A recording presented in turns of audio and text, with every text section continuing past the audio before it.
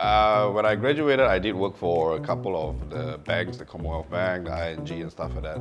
But then I think food was always my passion, and I've always enjoyed eating. And then of course, then I enjoyed cooking because of my grandmother. She brings a lot of memories to me, watching her go to the market, prepare and cook all of the food. And eventually I did go into the food business because I thought that was my passion.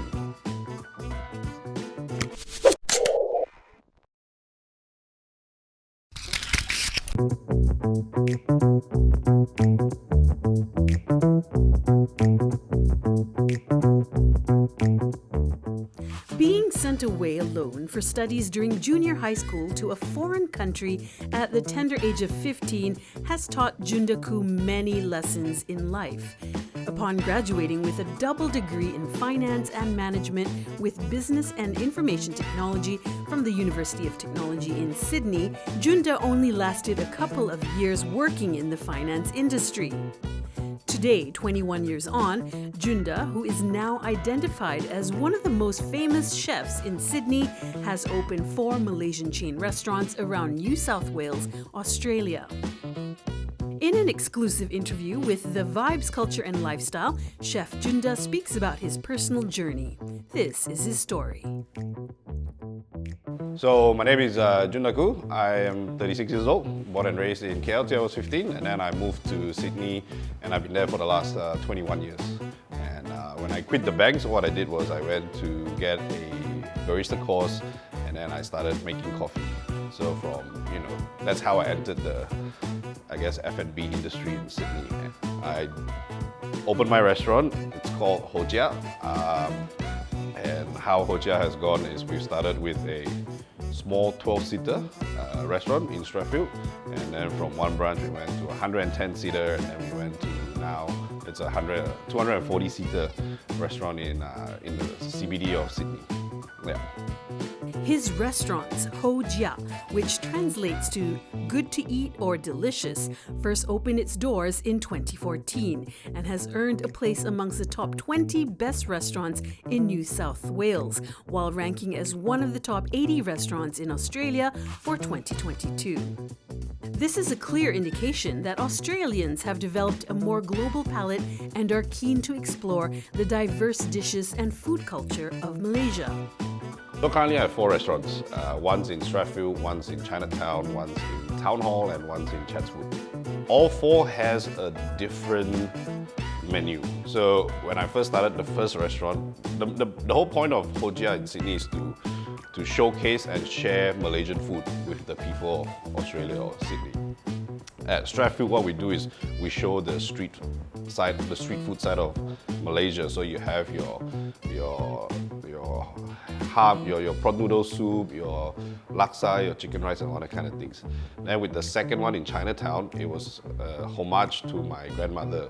So at that restaurant, we share her cooking. So asam nyonya, steamed fish, omelette, basically what she used to cook for us. Then at Town Hall, it's where I thought maybe I'm good enough as a chef to push Malaysian food to greater heights. And so what I'm doing at Town Hall right now is my interpretation of Malaysian food. So like one of the dish that went off is a dish that I created called laksa bomb.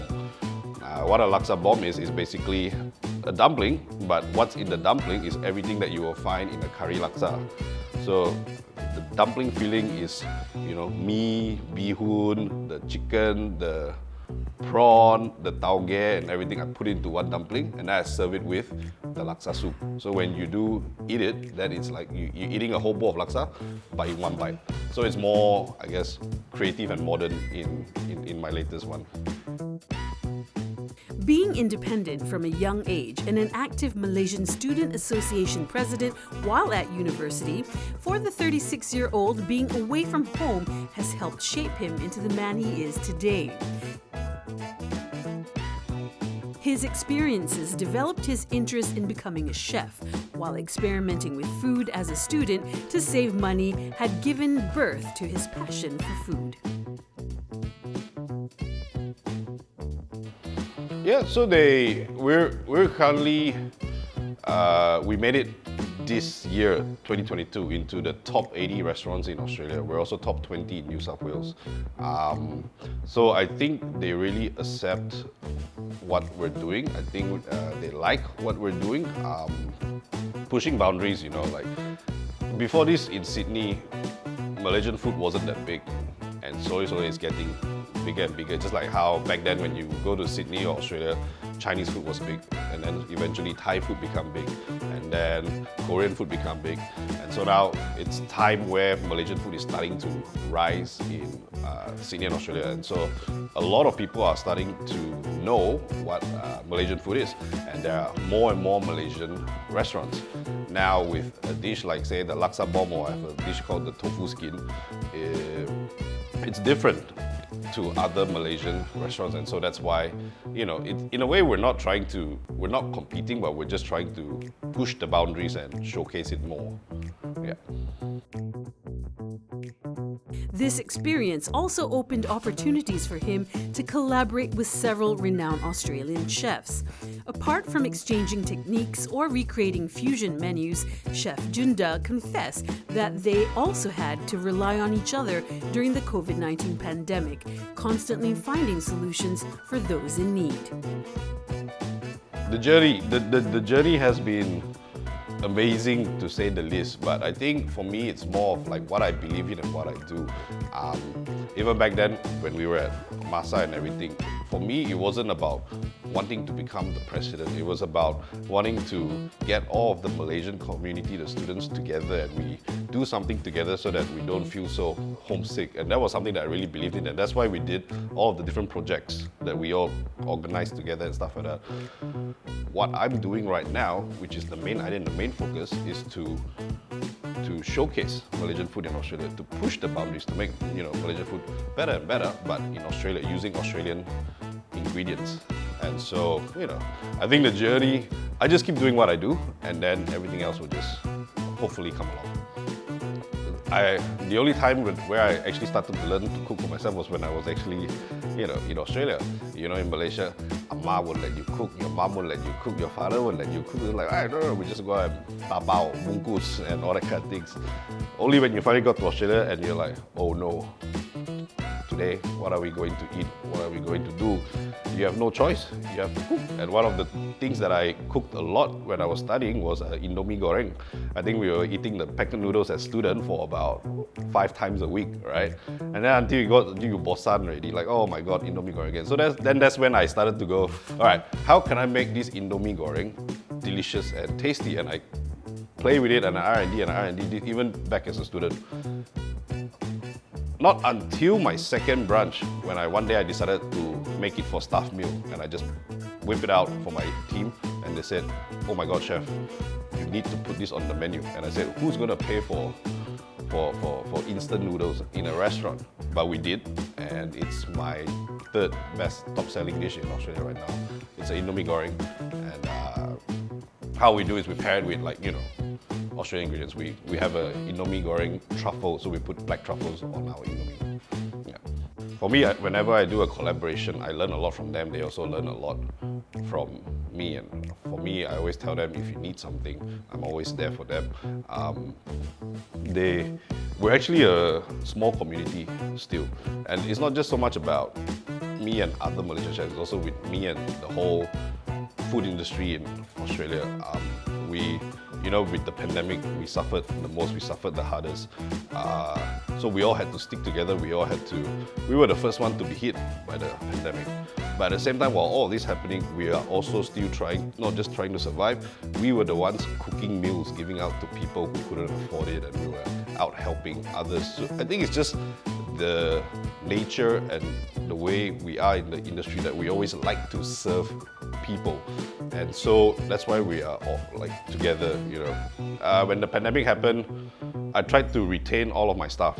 I tried to have at least let them have minimum hours so that they can pay their rent. Don't forget, we're all in Australia. We don't have, you know, our parents' house living there. There's a minimum expense that they have to meet. So I was keeping all these staff already.